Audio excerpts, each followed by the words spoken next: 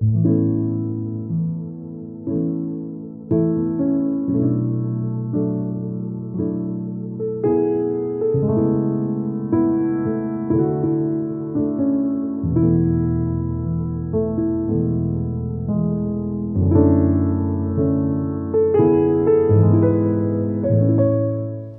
de Tesalonicenses, capítulo 1, versículo 5.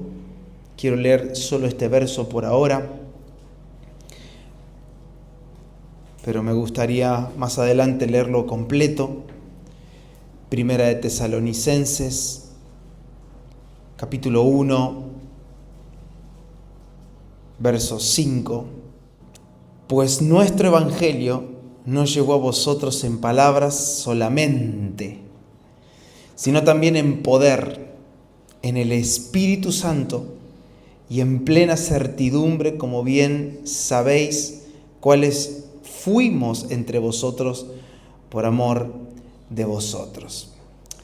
Saben que me quiero quedar abrazado a esta línea de pensamientos que el Señor está tratando con nosotros en estos últimos días, y creo que el Espíritu nos está proveyendo una línea la cual siento de no abandonarla, y es cómo la palabra de Dios está trabajando en nuestro corazón. Como le decía hace un instante, cómo la palabra implantada en nosotros como comunidad y como familia está trabajando y está haciendo la obra del Señor. Lo mencionamos en la reunión anterior, tan solo una palabra basta y es suficiente para hacer que todo sea hecho completamente nuevo. Y toda la palabra que se implanta termina siendo visible. Todo lo que Dios envía, y lo dice a través de Isaías, no vuelve a él vacío, sino que produce el fruto para el cual la palabra fue enviada. Y me recuerda esto las palabras de Jesús cuando Jesús les dijo a quienes le estaban escuchando, dice: recuerden que el árbol se terminará conociendo por el fruto. Entonces, pensando en esto y también compartiendo anoche con los hermanos en Chivilcoy un pensamiento, yo decía que si me quedo pensando en el fruto del árbol, necesitamos ser demasiado honestos y sinceros entre nosotros, porque el fruto es lo último que nace en el árbol, es lo último. La planta empieza con una semilla, comienza a brotar los primeros brotes, se comienza a formar no solo las raíces en primer lugar, sino que el tallo, después las raíces se engruesan un poco más, el tallo sigue siendo más fuerte, se comienza a enrobustecer, comienzan a salir las ramas, le salen las hojas, llega pasado el tiempo, comienza a florecer el árbol. Pero lo último que nace de un árbol es el fruto. Y me preguntaba si necesitamos esperar hasta el fruto. ¿Por qué Dios dice que se termina conociendo por el fruto el árbol? Me pregunto, ¿será que Dios a veces nos deja que fructifiquemos mal? Y muchas veces sí. Muchas veces Dios permite que en nuestra vida comience a salir un fruto que no es el fruto de su vida, son nuestros frutos. Es entonces que viene a mí y a mi memoria las palabras que Juan el Bautista trajo cuando él comienza a predicar y anunciar el arrepentimiento. Juan el Bautista les dice algo a aquellos que necesitaban arrepentirse. Les dice: miren que el hacha está puesta a la raíz. Miren Lucas, capítulo 3, verso 8 y verso 9. Dice: haced pues frutos dignos de arrepentimiento, y no comencéis a decir de vosotros mismos: tenemos a Abraham por padre. Porque os digo que Dios puede levantar hijos a Abraham aún de estas piedras. Y ya también el hacha está puesta a la raíz de los árboles. Por tanto, todo árbol que no da buen fruto se corta y se echa en el fuego. A ver, el fruto es el fruto. El fruto es el resultado de aquello que hemos cuidado, que hemos regado, que hemos alimentado, que hemos protegido, que lo hemos atendido. Un árbol no llega a dar fruto por sí solo, sino que hay muchos componentes que rodean a un árbol para que termine dando fruto. A veces, en una frase demasiado hipócrita, podemos llegar a decir, ay, no sé cómo apareció esto en mi vida. Todos en algún punto sí sabemos cómo apareció. Porque todo lo que comenzamos a producir en nuestra vida, y son cosas que nos terminan avergonzando muchas veces, las otras no nos avergüenzan simplemente porque el que está al lado nunca se enteró. Pero las cosas que terminan siendo visibles comienzan a ser nuestra vergüenza. Vergüenza, algunos, repito, porque se logró descubrir la verdadera vida que llevaba en su interior. Entonces le avergüenza. Pero eso, sea conocido o no sea conocido, es un fruto. Y es un fruto que viene por causa de haber cuidado, alimentado y haber atendido una vida. En este caso, Juan, bautizando en el río Jordán como lo acostumbraba, estaba llamando a las personas al arrepentimiento simplemente porque el reino de los cielos, como él mismo lo decía, ya se había acercado. Jesús había venido, el reino de Dios fue enviado a través de Jesús, Cristo como reino, Cristo como el gobierno del cielo ya estaba en la tierra. Y Juan anunciaba el arrepentimiento porque Israel, si no cambiaba la manera de pensar, iba a rechazar al Mesías, y de hecho que así sucedió. Si ellos no cambiaban la manera de pensar, ellos creían que iba a venir una persona, no sé, con algún estereotipo especial, con algún ejército que lo acompañe, la fuerza de caballos de un ejército que esté a su alrededor porque había que derrocar a Roma.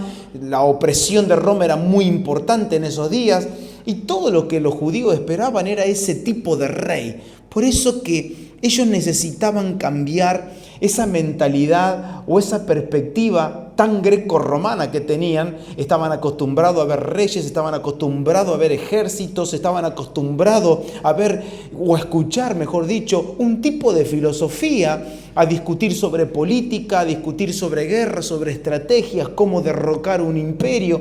Todo eso es lo que estaba en la mentalidad. Y el anuncio de Juan fue: arrepiéntanse, porque el reino de los cielos ya está. Nadie iba a poder reconocer al reino si no cambiaban la manera de pensar. Ahora bien, el pueblo de Israel y todos los líderes religiosos que tenían contaban como fruto la herencia religiosa que tenían. Y quiero que por un segundo nos detengamos. Yo, como siempre digo, yo no estoy apurado, de última este mensaje lo continuamos el sábado que viene, pero quiero ir despacio. Porque me llaman poderosamente la atención que ellos presentan como fruto una herencia religiosa que habían tenido. Y ellos le contestan, le dicen, tenemos a Abraham por padre. Como diciendo, no me venga a dar vuelta porque estos somos nosotros. Somos hijos de Abraham. Como si eso fuese todo lo que ellos necesitaban, ¿sí?, para pertenecer al pueblo de Dios. Y ellos creían que por ser hijos de Abraham ya eran parte del pueblo de Dios. Sin embargo, era suficiente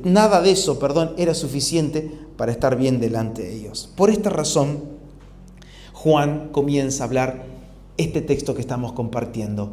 Hagan frutos de arrepentimiento, dignos de arrepentimiento. Hagan frutos dignos de arrepentimiento.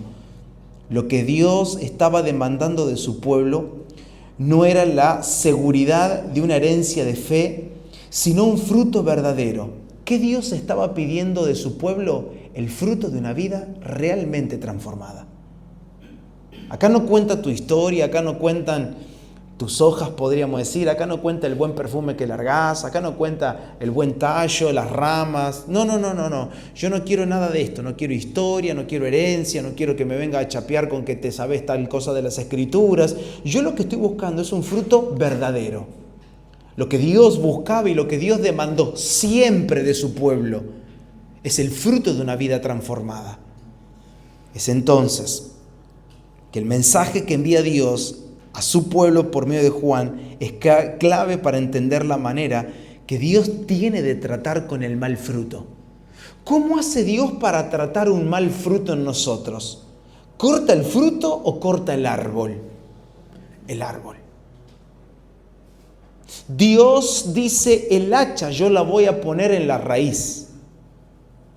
Y es esta la parte que no a muchos les logra convencer del Evangelio. Porque cuando exponemos, presentamos, anunciamos, proclamamos el Evangelio, no tratamos de embaucar a nadie. No, bueno, esa parte Dios la va a mejorar en tu vida. No, es que Dios no mejora por parte a las personas. Dios tiene que poner el hacha en la raíz. Dios quiere arrancar el árbol. Dios quiere quitar por completo una naturaleza, para que el fruto comience a ser el fruto que Dios espera recibir. Dios en ningún momento le dice a través de Juan, bueno, hermanos, vayan preparándose porque el Padre está afilando el hacha. Tipo el cuento del lobo está, ¿sí? Bueno. O guarda que está por venir el hacha, arrepiéntanse para que el Señor cambie todo esto. No. Lo de Juan fue contundente. Miren, el hacha ya está puesta a la raíz de los árboles. Y lo llamativo es que siempre el pueblo de Dios fue comparado con un árbol, fue comparado con ese viñedo que Dios tenía. De hecho, creo que lo hemos mencionado entre nosotros cuando leímos Isaías 5, la parábola de la vid, ¿sí? De la viña, perdón. Dice, ¿qué pasó? Yo esperaba un fruto de ustedes, pero no recibí nada. Yo esperaba justicia, no tengo justicia. Yo esperaba honra, lo que yo esperaba nunca lo recibí de parte de ustedes, por lo tanto yo voy a arrancar todo esto. Ya no quiero nada de lo que me ofrecen. Y a lo largo de la historia bíblica, una y otra vez, vemos a un Dios que está confrontando el fruto que su pueblo le daba, siendo que no era el fruto que Dios estaba esperando. De alguna manera, lo que Dios está tratando de decirnos a nosotros en esta noche es que podemos tener historia o trayectoria de cristiano, podemos tener conocimiento bíblico, podemos tener buenas tradiciones, buenas costumbres de cristianos, podemos tener el lenguaje apropiado, podemos tener, miren, un buen prestigio espiritual. No sé si te pasó en algún momento de tu vida que tuviste a una persona en un pedestal, en un escalón más arriba que el tuyo, como diciendo, este no se junta con los terrenales, toma mate con el ángel Gabriel, este es grosso. Nosotros mismos, a esas personas o esas miradas carnales que tenemos sobre otras personas que nos rodean, nosotros mismos idolatramos y nosotros mismos casi que lo pintamos con prestigio espiritual a las personas.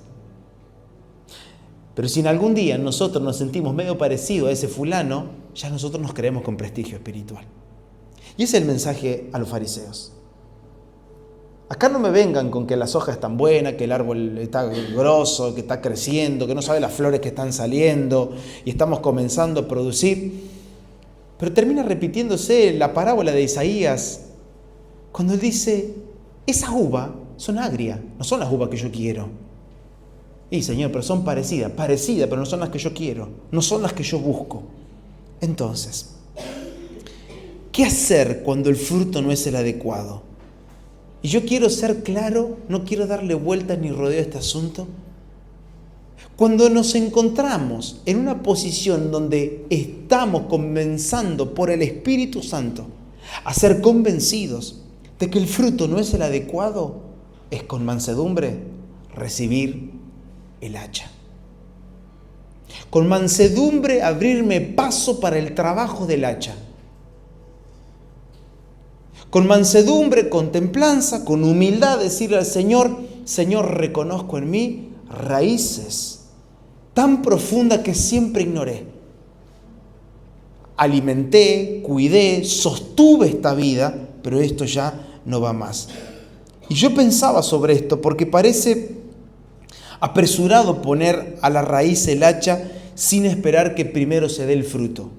Pero el Señor sabe que todo lo que no nace de Él jamás podrá agradarle. Es por eso que por medio de su Espíritu Santo, una y otra vez somos conducidos a un bautismo de fuego. Y el bautismo de fuego es la prueba de fuego. Bautismo de fuego es que pase por aquí todas mis obras, Señor. Y todo lo que es heno, madera, hojarasca, se va a pulverizar, no va a quedar nada. Nuestras obras necesitan ser probadas. Y todo lo que sea nuestro, todo lo que sea personal, humano, carnal, del primer Adán, pasará por la obra de fuego, por el bautismo de fuego. Y es ahí donde el Señor te está diciendo, todo lo que no da un buen fruto se termina achando y se termina quemando. ¿Qué hay de nuestra vida? ¿Qué hay de todo lo que queremos darle a Dios por presión? No porque yo quiero darle, porque yo me encapriché, porque esto es lo que yo sentí en mi corazón que quiero darle a Dios. Y Dios dice, es que yo eso no estoy esperando. No, Señor, pero vos fíjate cómo te sirvo, fíjate todas las actividades que hago, fíjate qué hombre comprometido que soy. Siempre estoy dispuesto. Y no solo dispuesto, estoy disponible. Si a mí me llaman, yo, sí, pastor, vamos con todo. Pero Dios dice, pero yo lo que estoy buscando no es tu disponibilidad, no es tu servicio excelente, no es que tu servicio sea el más crack de todo, que vos resaltes en medio de la congregación. Yo lo que estoy buscando es que tu vida realmente esté siendo transformada por mi palabra. Pero cuando la palabra, como compartimos el sábado anterior, no habita en el lugar correcto, sino en el incorrecto, no en el correcto, sino en el incorrecto, no transforma. Alimenta una cultura, que es la cultura del conocimiento, la cultura de la información. Alimenta algo que no produce transformación. ¿Por qué? Porque de aquí me acerco a las Escrituras, de aquí me acerco a la palabra. Este se entrenó muy bien para la palabra y esta no sabe cómo la reproduce. Pero este nunca la guardó. Nunca se atesoró la palabra. Podemos volvernos hasta eruditos de cómo explicarle a las personas las Escrituras. Podemos ser muy buenos con un parlante y un micrófono en la plaza principal de la ciudad. Puedo mañana hasta sacrificar todos los ahorros de mis vacaciones para comprar un gran equipo de sonido para salir a predicar el Evangelio por todos los pueblos que rodean a Bragado. Pero si mi vida no ha sido transformada, ese árbol será echado. ¿De qué tenemos que cuidarnos? ¿A qué tenemos que estar vigilantes en estos días?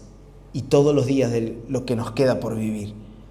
Necesitamos estar vigilantes de que nuestras obras sean las obras que Dios esté pidiendo.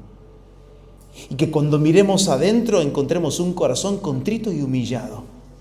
Un corazón amarrado a la mansedumbre, sujeto a la esperanza de Dios, para comenzar a producir un real fruto de la fe y no un falso fruto.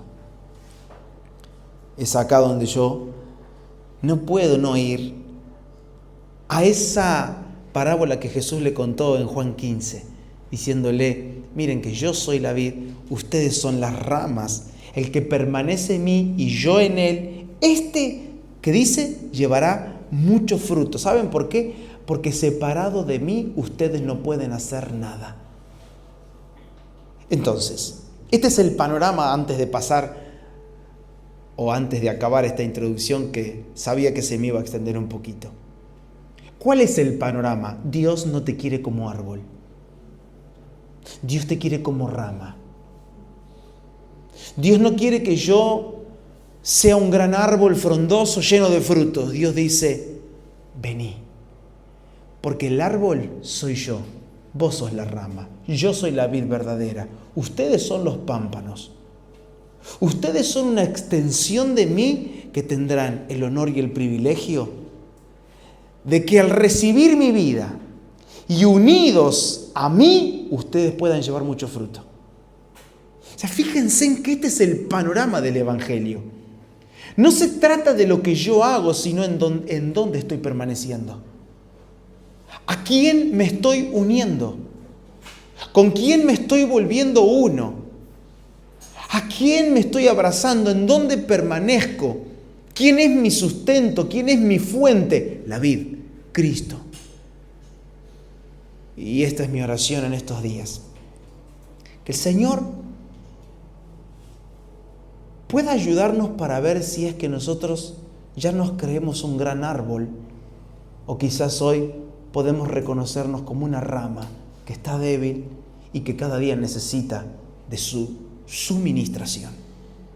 Así como la rama recibe la savia, la fuente, la genética, la naturaleza que la vid le proporciona para producir los racimos, así somos en Cristo. Si estamos separados de Él, seremos simples árboles que algún día terminaremos dando fruto. Y es ahí donde Jesús dice, recuerden, al árbol lo van a conocer por el fruto. Qué lindo es que la gente no nos conozca a nosotros, sino que como ramas podamos decir, así es la vid. Yo siempre digo, ¿no? Cuando alguien va, he estado en algunas fincas, tengo unos amigos que tienen una finca y producen varias frutas de la región. Bueno, yo justo un día voy y caigo en el momento de la poda. Y él me decía, acá tengo que estar encima, dice. Es la parte más importante, más que la cosecha, porque de esto depende la cosecha. Y tenía solamente una persona a cargo de las podas. Él sabe, dice, nunca estudió, pero toda la vida viene de padre, abuelos, podadores de la región. Sabe podar, sabe cómo hacer que la planta me termine dando más fruto que el año pasado. Sabe podar.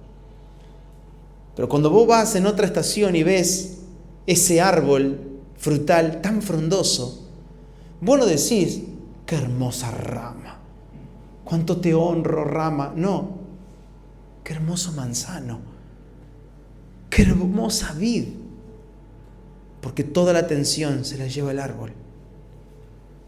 Cuando comenzamos nosotros a llamar más la atención de lo que Cristo llama la atención a través de nosotros, estamos en un camino medio sinuoso y peligroso. La pregunta que te hago es, ¿las obras que hiciste en estos últimos días te glorificaron a vos o al Señor? ¿Quién termina siendo levantado cuando nos movemos? ¿Quién termina siendo glorificado cuando hablamos? ¿Quién termina glorificando, alabando, cantando al Señor, agradeciéndole al Señor cada vez que tiene un encuentro con alguno de nosotros? Jesús dice, yo soy el árbol, ustedes son las ramas. La pregunta que no podemos hacer para no quedarnos mucho aquí es, ¿cuál es el fruto de la palabra cuando habita en nuestros corazones? ¿Cuál es el fruto? A veces nosotros nos hemos quedado, digo nosotros, no te quiero incluir yo, ¿sí? Vamos a estar, alguno después quiere ponerse en la fila, no hay problema, hay espacio de sobra atrás. Pero yo me hago esta pregunta, ¿cuál es el verdadero fruto que produce la palabra implantada en el corazón? ¿Qué es lo que la palabra termina produciendo? ¿Cómo es una fe viva? ¿Qué es vivir verdaderamente el cristianismo? ¿Qué significa que la palabra pasó de acá a acá? ¿Qué significa que no fui un oidor olvidadizo, sino que cuando entró por acá hay un buraco así acá adentro que desciende la palabra? Y vos decís, se implantó. Esta palabra me perforó, esta palabra comenzó a echar raíces en mi corazón. Esta palabra no me deja dormir. Esta palabra me inquieta, esta palabra me despierta, esta palabra me lleva a orar, esta palabra me produce cantar. No necesito un director de alabanza que me diga, vamos hermano, levante la mano y ahora aplaude, y un pasito para el costado y otro para el otro. No, es que yo no necesito un auditorio, no necesito un piano, una guitarra, una batería, no necesito nada para cantar al Señor. Si la palabra no nos hace cantar, ¿por qué cantamos? Si la palabra no me lleva a darle gracias, si la palabra no me lleva a la oración, ¿qué estoy orando? Si la palabra no me conduce a amar a mis hermanos, ¿por qué estoy amando? Es ahí donde comenzamos a ver amores extraños. ¿Qué es un amor extraño? Es un amor más por conveniencia. De este puedo sacar más tajada, así que a partir de ahora voy a estar más cerca de esta persona porque, no sé, tiene algo que a mí me interesa. Es un amor basado en intereses personales, pero no es un amor real. No es un amor que busca al débil para levantarlo, es un amor que busca al fuerte para refugiarse. Y esta pregunta propongo en esta noche, que nos hagamos esta pregunta. ¿Cuál es el fruto? ¿Hay evidencias de la palabra viva en el corazón? Sin duda que sí. Y acompáñenme, porque este es el texto que quisiera compartir. Si el Señor nos ayuda a terminarlo hoy, yo sería feliz, y si no, también soy feliz, no me va a cambiar. Primera de Tesalonicenses, capítulo 1.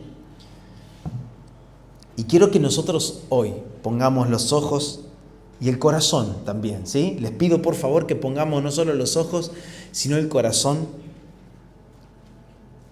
en la vida de esta congregación que son los tesalonicenses. Van a ser especiales en estos días para nosotros. Me gustaría que cada uno después también lo pueda ir estudiando, desmenuzando. Vamos a intentar hablar algunas cosas, no todas, pero esta congregación, ahora vamos a leer las primeras líneas de Pablo, Silvano y Timoteo, porque lo escriben ellos tres a esta carta, tiene una peculiaridad, y es que la recepción de la palabra produjo en ellos un tipo de movimiento y una consecuencia de acciones que no estamos acostumbrados, lamentablemente, a ver en el siglo XXI. Que lamentablemente es algo que nosotros lo tenemos aprendido, pero no prendido. Lo tenemos escuchado. Es más, quizás hasta el discurso llega. Podemos tener palabras de las que vamos a leer ahora. ¿Saben qué? Yo quiero que recibamos el mensaje de esta noche como una propuesta y una invitación del Espíritu Santo para vivir como vivieron los tesalonicenses. ¿Se animan? Vamos a leerlo. Le dice de esta manera, versículo 2, damos siempre gracias a Dios por todos vosotros, haciendo memoria de vosotros en nuestras oraciones, acordándonos sin cesar delante del Dios y Padre nuestro de la obra de vuestra fe, del trabajo de vuestro amor y de vuestra constancia en la esperanza en nuestro Señor Jesucristo. Porque conocemos, hermanos amados de Dios, vuestra elección. Pues nuestro evangelio no llegó a vosotros en palabras solamente, sino también en poder, en el Espíritu Santo y en plena certidumbre. Como bien sabéis, cuáles fuimos entre vosotros por amor de vosotros. Y vosotros vinisteis a ser imitadores de nosotros y del Señor, recibiendo la palabra en medio de gran tribulación, con gozo del Espíritu Santo, de tal manera que habéis sido ejemplo a todos los de Macedonia y de Acaya que han creído. Porque partiendo de vosotros ha sido divulgada la palabra del Señor, no solo en Macedonia y Acaya, sino que también en todo lugar vuestra fe en Dios se ha extendido. De modo que nosotros no tenemos necesidad de hablar nada, porque ellos mismos cuentan de nosotros la manera en que nos recibisteis y cómo os convertisteis de los ídolos a Dios, para servir al Dios vivo y verdadero, y esperar de los cielos a su Hijo, al cual resucitó de los muertos, a Jesús, a quien nos libra de la ira venidera. ¡Wow! Miren, el poder real del Evangelio es expresado a través de estas tres personas. Pablo, Silvano y Timoteo son los que escriben esta carta. Los tres. Los tres comienzan diciendo, nos acordamos de ustedes todo el tiempo. Los tres están dando testimonio de cómo el poder del Evangelio, el real poder del Evangelio, estaba actuando en ellos. Es la contracara con la palabra que Juan el Bautista tiene. Porque por un lado, Juan lo que está diciendo es que los árboles sin frutos serán cortados. Todo árbol que no produzca el fruto que Dios espera será cortado porque el hacha ya está puesta a la raíz. Y si el hacha está puesta a la raíz es porque ya huele raro el árbol. Y acá veo la contracara. ¿Saben qué veo acá? 3 personas, Pablo, Silvano y Timoteo, describir a una iglesia que sencillamente estaban produciendo el fruto que Dios esperaba. Una iglesia que producía un fruto visible que era indiscutible. Una iglesia que no tenía puesta el hacha en la raíz. ¿Por qué? Porque ellos habían comenzado a ser parte de la vid verdadera. Esta iglesia comienza a demostrarnos, y vamos a ir desmenuzando algunas cositas en esta noche, comienza a enseñarnos, Dios a través de estos hermanos, cuál es el fruto que produce cuando la palabra realmente aterriza en un corazón que es como una buena tierra. No una mente atiborrada de información, no una mente llena de frases, de Biblia, de escrituras, de trayectoria, de creencias como los fariseos. No era una iglesia que chapeaba diciendo, nuestro padre. No, si eran gentiles. Y ahora vamos a ver más adelante. De hecho, el problema que tuvieron, ¿con quiénes los tuvieron? Con los que decían ser hijos de Abraham. El problema que tuvieron problemas policiales, tuvieron problemas con la justicia, problemas severos. ¿Por qué tuvieron ese problema? Sencillamente porque los que sí tenían el hacha puesta en la raíz comenzaron a decir, esto no va más, con esta gente no se puede, están alborotando todo, están trastornando la ciudad. Ahora lo vamos a leer, me gusta spoilear a veces. Pero fíjense, cuando Pablo llega a Tesalónica, y después lo vamos a leer, pero lo puedes leer en casa, Hechos 17, es cuando Pablo llega a Tesalónica y comienzan a suceder cosas espectaculares. Anunció el Evangelio y dice la Biblia, ahí en Hechos 17, que Pablo estuvo 3 semanas nada más. O sea, durante 3 días de reposo nada más estuvo. Así que mientras que Pablo estaba ahí, 3 semanitas nada más, lo que sucedió sencillamente fue de que suficiente fueron las 3 semanas para que el Evangelio prenda. Para que el Evangelio pueda brotar. Para que el Evangelio pueda... Ya está. Te hago una pregunta. ¿Cuántas semanas hace que te están predicando el Evangelio? Son muchas, ¿no? ¿Para contar? Bueno, ¿cuántos meses? También son muchos, ¿no? Bueno, ¿cuántos años? Capaz que son varios, ¿no? Lo vamos checando. ¿Cuántas décadas? ¿Ustedes están escuchando? 3 semanas. 3 semanas. Hicieron todo esto. 3 semanas. Mirá al que tenés al lado y decirle, te empezaron a predicar a vos en esta noche, perdón. Quiero disimularlo, pero no puedo decirle.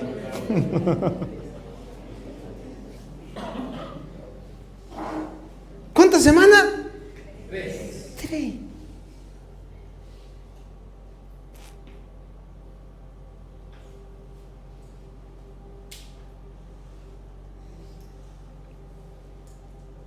¿Cómo no mirar hacia adentro y replantearme todo? ¿Cómo voy a seguir haciéndome el desentendido y adornándonos entre nosotros con palabras como, acá estamos creciendo en la fe, hermano? No sé qué tipo de fe le está creciendo, pero sigue siendo el mal llevado de toda la vida, ¿o no? Hoy no vinieron los mal llevados, ¿no? Lo aclaro. El mismo carácter, en los mismos pensamientos, sus estructuras, sus tradiciones que terminan eclipsando a la fe. Primero está mi práctica, mi creencia, mi teología, mi interpretación y ya está. Y después, bueno, que el Señor hable si quiere. Como un agregado. Como que todo lo que viene de parte de Dios y de parte del Espíritu, y comenzamos a silenciar las reprensiones del Espíritu Santo.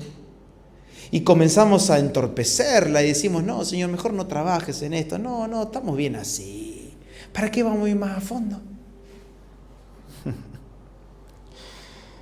Siendo sinceros, y humanamente hablando lo estoy diciendo, ¿sí? Humanamente hablando, era imposible que esta obra sobreviviera si vemos el contexto en el que ellos tuvieron que vivir la recepción del Evangelio. Porque el santísimo despiole que se armó en Tesalónica fue terrible. O sea, los mismos judíos comenzaron a acusarlos delante de la ley, llevaron a que a Jasón, que era el que abrió la casa para que se predique el Evangelio, lo metan preso. Y que después tuvieran que pagar una fianza. Conocen el dicho, entre canto y alabanza. No la voy a completar. Pero tuvieron que pagar la fianza para que liberen al hermano Jasón. Imagínense, hermano, hagamos una vaquita. Lo tenemos a Jasón allá. Y bueno, hay que liberar a Jasón.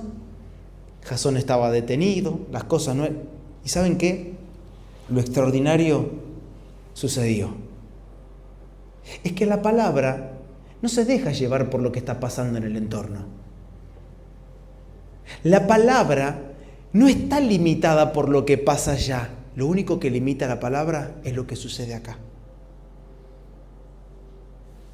No, lo que pasa es que en mí el Evangelio no brotó porque la verdad que yo estuve en una congregación muy difícil. Contate otra. No, bueno, otra sí. Porque lo que pasa es que el pastor que teníamos... flojo. Dale. ¿Es de verdad? ¿De verdad? No, lo que pasa es que... ¿Qué más puede pasar? Ustedes que tienen letra. Y los hermanos. No era una congregación fácil, muy difícil. Mirá todas las congregaciones que Pablo tuvo que pastorear. Peleados, discusiones, pleito, envidia. Y yo siempre digo, ¿no? Pongan a Samuel. Samuel estaba en un lugar donde la palabra escaseaba y la lámpara se estaba apagando. El sacerdote hacía la vista gorda. Se dedicaba a comer y a apañar a sus hijos, los cuales utilizaban las cosas sagradas para pervertir sus vidas con mujeres en el templo. Hacete parte de esa congregación, un ratito nada más. Yo sé que es un asco, pero quédate ahí en esa congre un ratito, porque Samuel estuvo toda la vida. Y dice que Samuel crecía y que no dejó caer por tierra ninguna de las palabras del Señor. Nuestro problema no es con el sacerdote, nuestro problema no es con el líder que está pecando, que tiene un problema. Nuestro problema no es con los hijos del pastor. Nuestro problema no es con que la ciudad es complicada, pastor. Y viste el colegio, se complica el colegio, te ponen unas películas medias complicadas y uno sale tentado de ahí. No es el problema, no es la profe de filosofía, ni la de historia, ni la de física, ni el rector, ni el preceptor, nadie. No, lo que pasa es que yo tengo que ir a la ferretería y cascos. No es la ferretería tampoco. ¿Sabe cuál es el problema? Tu corazón. Mi corazón. Porque no había en Israel un ambiente más perverso para vivir que en el que vivió Samuel. Sin embargo, él creció en gracia, en sabiduría, y no dejó caer por tierra ninguna de las palabras del Señor. Y es acá que Pablo, Silvano y Timoteo se arremangan y dice, conseguimos un papel, vamos a escribir entre los tres, dale. Y se arremangaron, agarraron una pluma, se entintaron los dedos, me imagino que terminaron enchastrados. Esa parte se la escribo yo, pasame. Y estaban ahí los tres, porque estaban completamente extasiados de gozo y de alegría por ver una iglesia que en 3 semanas había germinado la palabra. a mí me lleva a glorificar a Dios, pero también, siendo honesto, pone la vara muy alta esta congregación. Y lo que vamos a leer no es simplemente, o lo que acabamos de leer, no es simplemente un elogio de una iglesia ejemplar, de hecho lo era, sino que yo cuando leo estas líneas, yo veo el testimonio del poder real del Evangelio. De cómo el Evangelio realmente da fruto en hombres y en mujeres que eran comunes, porque ninguno de ellos resaltaba ahí. Jasón, el único que nos enteramos porque lo metieron preso, y ahora lo vamos a leer, por eso está en Hechos 17. Pero ni siquiera lo mencionan en la carta, o sea, no aparece en estas primeras líneas. Y es ahí donde, de alguna manera, estos tres hombres dicen, acá hay frutos visibles de lo que hace la palabra de Dios cuando aterriza en un corazón. Cuando hay buena tierra, estas cosas suceden. Y acompáñenme al primer punto. Yo quiero compartir 5 puntos nada más. 5 evidencias de una iglesia que recibe la palabra y no tan solo las palabras. ¿Sí? Número 1, obras nacidas de la fe. Dice el versículo 3, acordándonos sin cesar delante del Dios y Padre nuestro de la obra de vuestra fe, del trabajo de vuestro amor y de vuestra constancia en la esperanza en nuestro Señor Jesucristo. Miren, si hay algo que distingue en primer lugar a esta congregación, eran aquellas obras que la fe producía en ellos. La fe, esa convicción, esa certeza interna los llevaba a ellos a tener una vida que no era una vida que era aceptada ni siquiera vivida por cualquier terrenal. No eran obras de hombre, tampoco eran obras aprendidas que heredaban por costumbre y tradición. Y lo que me llama la atención es que ¿qué van a heredar estos? Si lo único que podían heredar era una vida idolátrica. Miren, cuando Pablo, Silvano y Timoteo están escribiendo esta carta, lo que nosotros tenemos que tener en cuenta es el contexto en el que ellos comienzan a recibir esta carta. Y tiene mucho sentido porque el único contexto es que eran todos idólatras, todos paganos, todos gentiles. Saben que ahí en Tesalónica, hasta el día de hoy, hay una avenida que es la avenida Ignacia, es Vía Egnatia se llama, que era la calle que conducía conectaba Occidente con Oriente.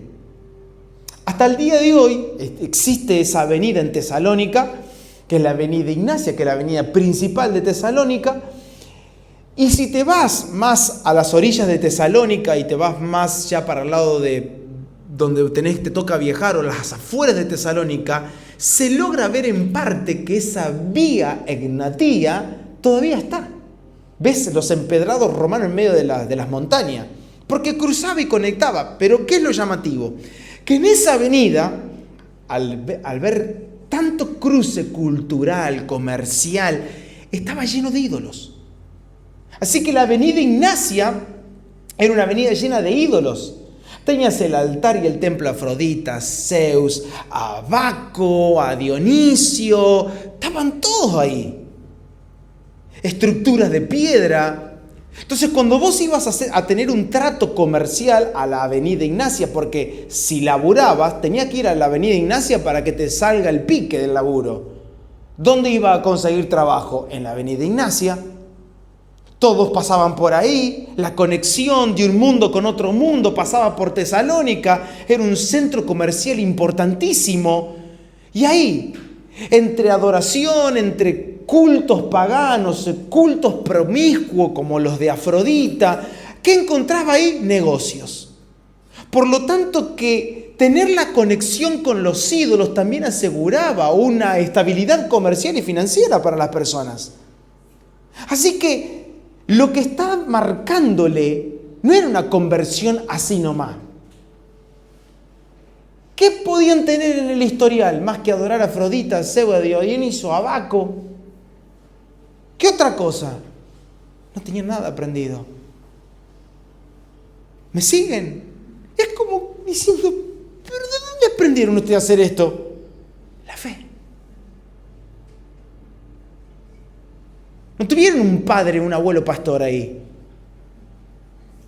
Sabían cómo fornicar en el templo de Afrodita. Sabían cómo drogarse o emborracharse tanto con Dionisio, con Baco, que era el dios de los excesos, de la embriaguez, de las drogas, de los placeres, del éxtasis. Eso sí lo sabían. Pero ¿cómo aprendieron a amar a su prójimo como a sí mismo? La fe se los enseñó. ¿Cómo aprendieron a proclamar el evangelio si no hicieron ningún curso de evangelización? Otros cursos tenían. Pero cuando el hacha llega a la raíz y arranca el árbol, aún el pasado del pecado es borrado. Y todas las cosas son hechas nuevas. Porque de modo que si alguno ahora ya no es árbol, permítanme esta aclaración. Déjenme jugar con el texto. De modo que si alguno está en Cristo, nueva criatura es. De modo que si alguno es injertado como rama a la vid verdadera, nueva criatura es. Ya no es más árbol, ahora es una rama. Ya no produce más lo de aquella vida, ahora produce un fruto de justicia, y todo lo que produce, lo produce por la fe del Hijo de Dios que se ha internado, sembrado y echó raíces acá adentro. Dios haciendo y produciendo en ellos el querer como el hacer. ¿Están conmigo en Tesalónica ahora? Ese era el historial de ellos. Simple y sencillo. ¿Qué tenés, hermanos, acá? ¿De cuántos años tendría? Tendría jóvenes de 15, de 20, tenías adultos de 40, 50, de 70 años, toda una vida sirviendo a otros dioses paganos, ajenos. ¿Cómo podés en 3 semanas producir obras de fe? Eso es lo que hace la palabra. Que cuando la palabra habita en el lugar correcto, la obra del Señor es indiscutible. Frutos de justicia. Número 2. La palabra siempre estuvo por encima de las palabras. La palabra siempre estuvo por encima de las palabras. Dice el verso 5. Pues nuestro evangelio no llegó a vosotros en palabras solamente. Me encanta esta aclaración. Porque usa la palabra solamente, como siempre lo aclaro con ustedes. No estamos bastardeando, menospreciando las predicaciones, las palabras, las enseñanzas, las frases. El tema es cuando es eso solo. Nuestro evangelio no llegó a vosotros en palabras solamente, sino también en poder y en el Espíritu Santo y en plena certidumbre, como bien sabéis cuáles fuimos entre vosotros por amor de vosotros. Miren, ¿saben lo lindo de todo esto? Es que ellos sí aceptaron las palabras proclamadas y predicadas de Pablo, de Silas, porque fue con Silas. Sí le habían aceptado las palabras, pero ¿saben qué? Ellos tuvieron otra experiencia. No se quedaron en las palabras. Ellos amaron la palabra del Evangelio. ¿A quién abrazaron? ¿Qué fue lo que los perforó? El Verbo, el que era desde el principio, el que estaba con Dios y era Dios. ¿Qué sucedió en el corazón de los tesalonicenses? Es que en ellos entró el Verbo, el que era la vida y la luz de los hombres. ¿Qué entró en los tesalonicenses? El creador de todas las cosas, el que creó los astros, el universo, la fuerza de gravedad. Todo eso se había metido dentro de ellos. Por eso el fruto. El fruto era real. No solo aceptaron las palabras, sino que recibieron el poder. Eso tiene la palabra, poder. ¿Qué produce la palabra? También mencionado aquí por ellos, certidumbre. No tenés una generación de doble ánimo como la que denuncia Santiago. No, y bueno, y vamos a ver, y si el Señor nos acompaña. ¿Cómo es eso? Si el Señor ¿sabe o no sabe? ¿Tener la certeza o no tener la certeza? ¿Para dónde va? ¿Para el norte o para el sur? Y bueno, que Dios nos guíe. No, dale. ¿Qué dice la palabra en tu interior? Vamos, hermanos, no podemos seguir teniendo una vida de incertidumbres. No podemos seguir. Yo no estoy diciendo que ahora tenemos que saberlo todo, pero sí tenemos que tener la certeza de decir, esto Dios nos manda a hacer. Este es el testimonio en el Espíritu. Para esto es este dinero. Para esto es las horas que me queda. Me quedan 2 horas de ocio. Para esto las voy a dedicar. Esto haré con mi esposa hoy. Esto haré con mis hijos. A esto me dedicaré. No invertiré el dinero acá. Lo pondré acá. ¿Es normal? No, porque en la vida Natía no se hace así, pero en la fe sí. Ellos comenzaron a tener una vida que no se parecía en nada a la vida que llevaban las personas que vivían en la avenida Ignacia. Que se habrán perdido grandes negocios, clavado. Imagínate. De hecho, le pasó a muchos hermanos de la iglesia primera que cuando comenzaban a distanciarse de los ídolos, comenzaban a apagarse los negocios. Comenzaban a menguarle el flujo financiero, porque ellos ya no eran parte de los cultos paganos. Número 3. Ningún sufrimiento fue excusa para la recepción, estímulo y fruto de la palabra en sus corazones.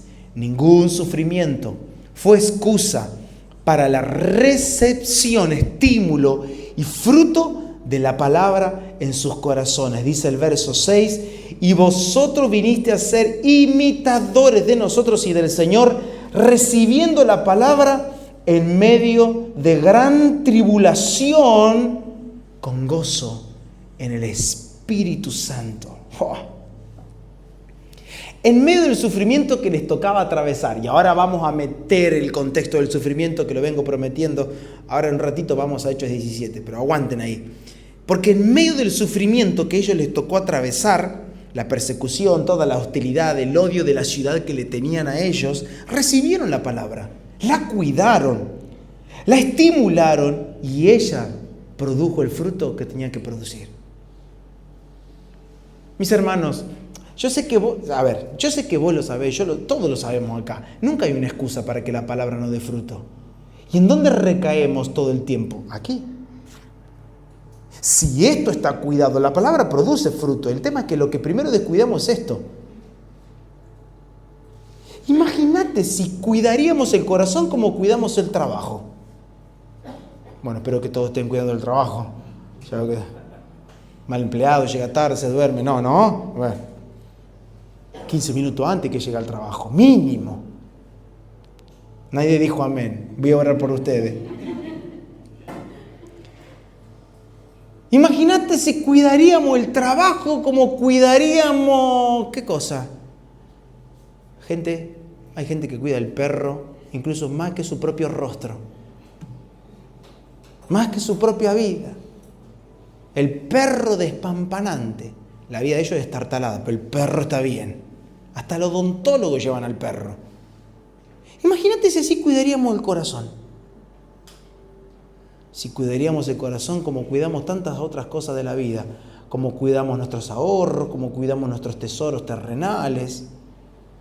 En medio del sufrimiento lo hicieron. Y el contexto está detallado. Miren, Hechos 17, verso 5, dice: entonces los judíos que no creían tenían, ¿qué dice? Celos.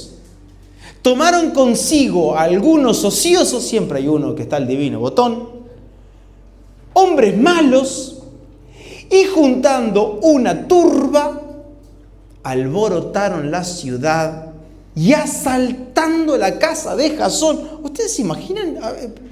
Imagínate si esto lo tenemos que hacer novela. Te sale bueno ese capítulo. Asaltaron la casa de Jasón. Yo me imagino que habrá sido eso. Procuraban sacar sacarlos al pueblo. O sea que lo agarraron con las manos en la masa. No sé si estaban en pleno culto. Prédica, imagínate que ahora entren acá. ¿No? ¿Y la casa de quién era? Ya sabemos a quién van a llevar acá.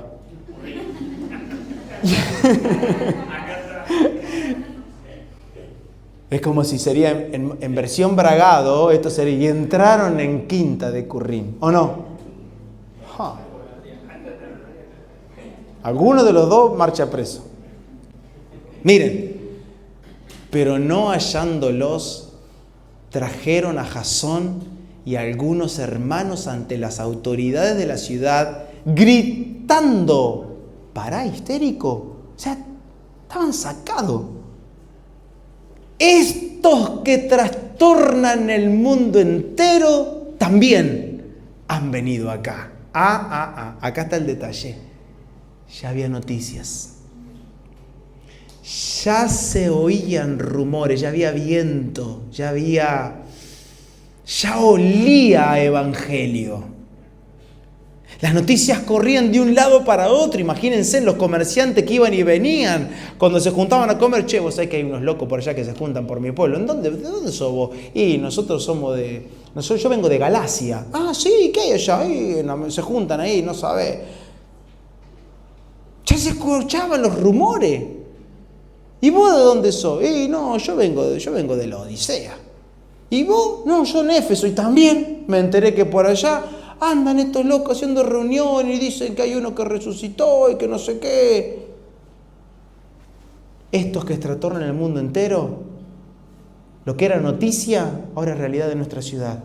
Están trastornando todo. El alboroto, ¿saben qué? No fue una distracción, sino un estímulo para la trastornación. Fue la luz brillando en las tinieblas de Tesalónica, irrumpiendo.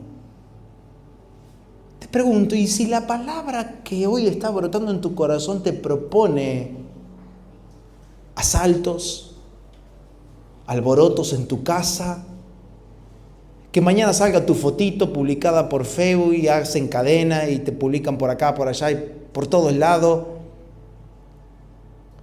Locos de Morondanga predican en la plaza. ¿Hasta qué punto estamos dispuestos a que la palabra produzca el fruto que Dios quiere recibir? Son evidencias de la palabra germinada en el corazón. Y es acá, en este punto, y solo en este punto, que la imitación tiene un sentido real y un peso real. ¿Saben por qué? Porque es muy claro cuando habla de la imitación. No fue una imitación de imitar por imitar, y vamos a hacer lo que hacía Pablo, y vamos a hacer lo que hizo Sila también, y vamos a hacer lo que hizo fulano, y vamos a hacer lo que hace Timoteo, y vamos a hacer lo que hace Silvano. No. Porque cuando la imitación se imita sin la raíz y sin el sustento de la palabra, es absolutamente perversa en sí misma. La pregunta no es si nos estamos pareciendo a los cristianos de otras ciudades, sino desde dónde hoy estamos viviendo nosotros la fe. Porque lo que vivimos en la carne puede ser vivido, como dijo Pablo, desde la fe del Hijo de Dios o desde una simple y vaga imitación. ¿Desde dónde vivimos nuestra fe? ¿Desde la imitación simplemente o desde la fe del Hijo de Dios, como Pablo lo mencionó en la carta a los Gálatas? ¿Desde dónde vivimos la fe? Es saludable, siempre es bueno tomar y tener referentes, personas que son dignas de imitar, pero por sobre todas las cosas, son dignas de imitar esas personas si nos llevan a imitar a Cristo. No muere en ellos la imitación. No, vos haces lo que yo hago, vos solo mirame. No, salí de ahí. Si la imitación, si el ejemplo, si la vida de esas personas me conducen a imitarlo a Cristo, ahí estaremos. Número 4. Fueron un ejemplo más allá de sus hogares. Versos 7 y 8 dice: de tal manera que habéis sido ejemplo a todos los de Macedonia y de Acaya que han creído, Porque partiendo de vosotros ha sido divulgada la palabra del Señor, no solo en Macedonia y Acaya, sino que también en todo lugar vuestra fe en Dios se ha extendido. De modo que nosotros no tenemos necesidad de hablar nada. ¿Cómo sé que la imitación que estamos teniendo tiene una raíz sustentable, que es Cristo? ¿Cómo sé que la raíz de la imitación es Cristo? Sencillo, cuando uno mismo se termina volviendo ejemplo para otros. Cuando mi vida y tu vida se terminan volviendo ejemplos, y atención, no solo para los de mi casa, sino para toda persona que me rodea. Cuando terminamos siendo un ejemplo para las ciudades y los pueblos que nos rodean. Creo en esta fe. Creo en el poder que solo la palabra de Dios es capaz de producir en nuestro interior. La vida que los tesalonicenses llevaban adelante no solo era ejemplo en su casa, sino que era para con las ciudades. Y no solo esto, y pongan atención, despertaba en los demás el fervor por predicar la palabra del Señor.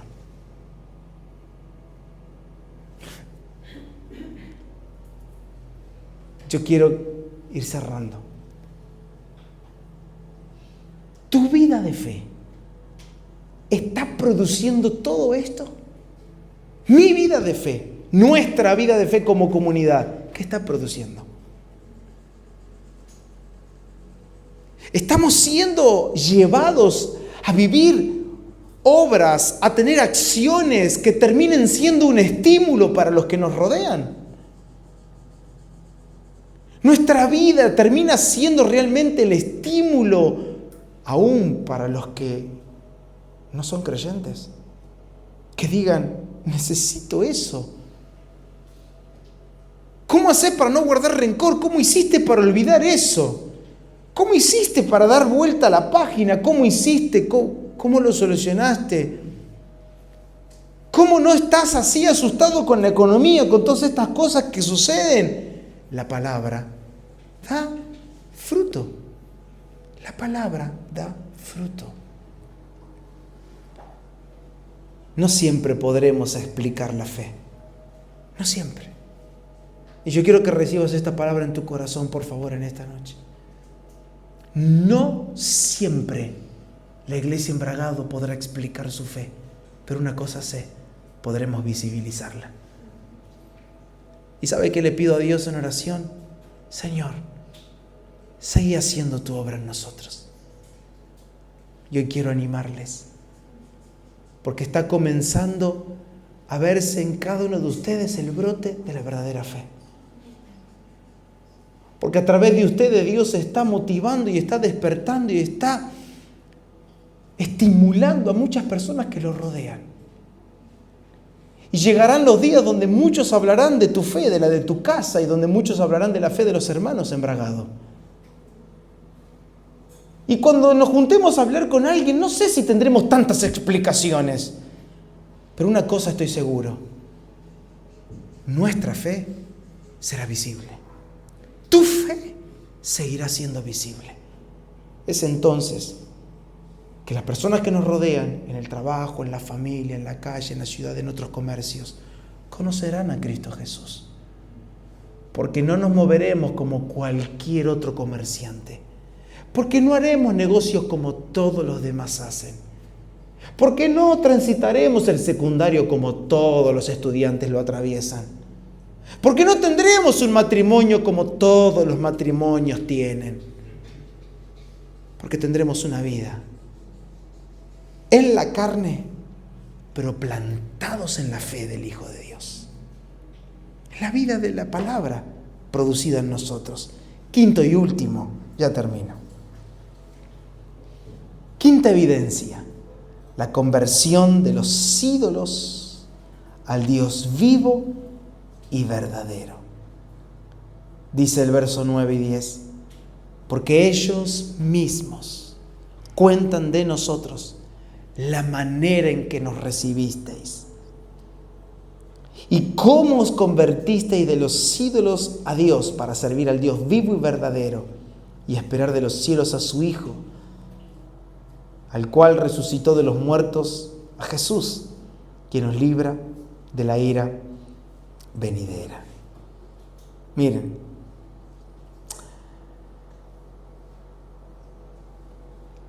esto es lo que le contaba hace un ratito. Decirle que no a la venida Ignacia era una decisión no liviana, pesada. Prácticamente todas las posibilidades y las chances para comerciar podían llegar a cerrarse cuando abandonabas los ídolos. Decirle que no a ciertos cultos, ciertas tradiciones. De hecho, no recuerdo ahora, pero hay un dios al que se adoraba, al cual todos unidos iban a adorarlos como gremio. Los gremios, que era el núcleo de los trabajadores en aquel entonces, que traficaban telas, tintas, púrpura. Lo que sucedía era que si vos no estabas ligado a ese gremio que rendía culto a los dioses, se te cerraban las puertas para, en este caso, traficar o comerciar telas. Y menciono esto porque es el caso que conozco y que he leído. No estar en la avenida Ignacia era algo pesado.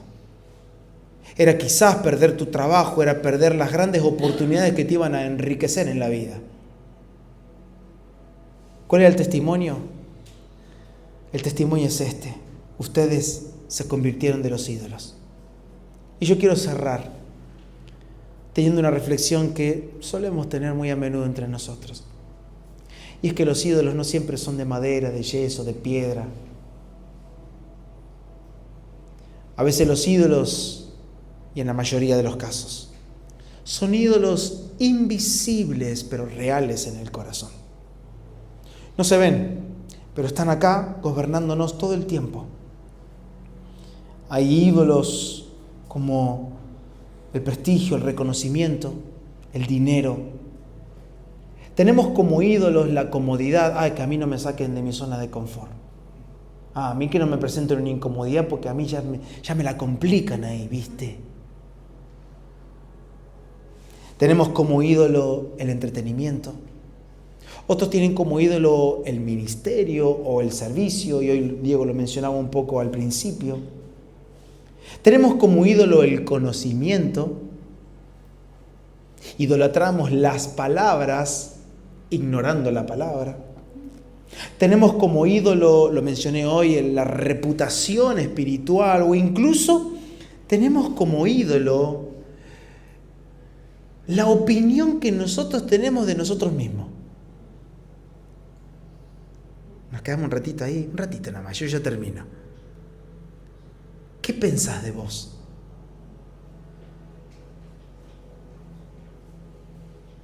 ¿Qué pensás? ¿Qué respuestas tenés si hoy te preguntan, si a mí me preguntan, Julián, ¿qué pensás de vos? ¿Qué tipo de creyente sos? ¿Cómo te definís como cristiano? ¿Podemos entregar ese ídolo? Si es que es un ídolo. Porque incluso deberíamos ceder la respuesta, y quedarnos solo con la pregunta. Y que esta noche, con Vicky, mi amor, ¿qué tipo de cristiano ves acá? Y que cuando nos juntemos a comer una empanada, podamos decir, ¿qué tipo de cristiano ves Rubén Acabo? Con honestidad.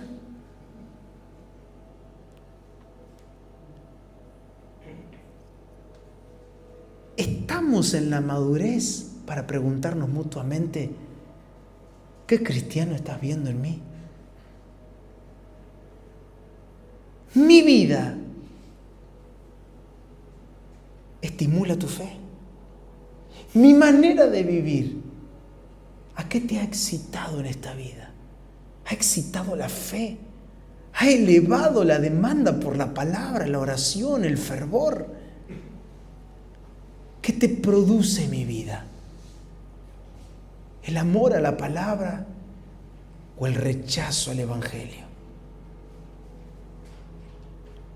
Entre nosotros deberíamos hacernos esas preguntas. Y tampoco, no, la verdad que no, con sinceridad. Y no lo hagan en grupo, porque en grupo vamos a querer quedar bien. Pero no sé si se invitan entre ustedes en la semana. A veces le digo a Vicky, cuando esté por acá, voy a aterrizar en la casa de cualquiera, a cualquier hora toma mate. Por eso Dios me deja allá todavía. A tomar un café. No sé, voy a salir a correr con Gustavo. Gustavo, ¿querés que te diga qué tipo de cristiano sos? Porque si no me lo preguntas, se lo voy a decir. ¿O no? Esa también es buena. Mi amor, ¿querés que te diga qué creyente sos? Nah, tranquilo. Con mi suegra lo voy a hacer mañana. Cierro. La palabra, el que es desde el principio, que creó todas las cosas, sí sigue creando cosas aquí dentro. Y lo que hace es la obra redentora. Su obra redentora está aquí, produciendo una transformación integral, completa. Y mi oración en esta semana fue darle gracias a Dios por cada uno de ustedes. Porque sí, estamos viendo frutos. Porque sí, estamos viendo una fe digna de imitar. Porque sí damos testimonio de que ustedes están abandonando los ídolos para servir al Dios vivo y verdadero. No hemos llegado al fin de la carrera, pero una cosa estoy seguro, que el Dios que ha comenzado en nosotros la buena obra será fiel en completarla. Te animo, pero a la misma vez que este mensaje nos exhorte a no relajarnos y a decir, Señor, quiero seguir atento a esa palabra que has metido dentro de mi corazón. Quedarme, abrazarla, atenderla, cuidarla, estimularla, protegerla, exponerla al riego constante, exponerla en la comunidad de los santos, para que esa palabra, que es fiel, que es pura, siga creciendo. Amén. Pónete de pie. Padre, gracias. Gracias por tu palabra. Gracias por ser fiel. Gracias por utilizar y darnos la oportunidad de que en este tiempo podamos estar todos juntos atendiendo tu palabra y poniendo atención a todo lo que nos estás hablando. Que cada palabra, cada expresión, cada ejemplo, cada lectura que hicimos, cada reflexión, cada pensamiento sea un estímulo a la fe y sea como el agua que riega esa semilla poderosa de tu palabra. Benditos somos en ti, Señor. Benditas cada familia presente. Bendito cada corazón. Bendita la tierra de cada corazón. Y que si hay espinos, piedras, si comenzó a endurecerse la tierra, Señor, que por tu Espíritu seamos llevados a una temporada de renuevo, a una temporada en donde nunca nuestra tierra se quede como un sequedal, sino que sea una tierra blanda, moldeable, lista y preparada para que tu palabra siga produciendo los cambios que tú esperas recibir. Padre, a ti sea la gloria por siempre. Amén y amén.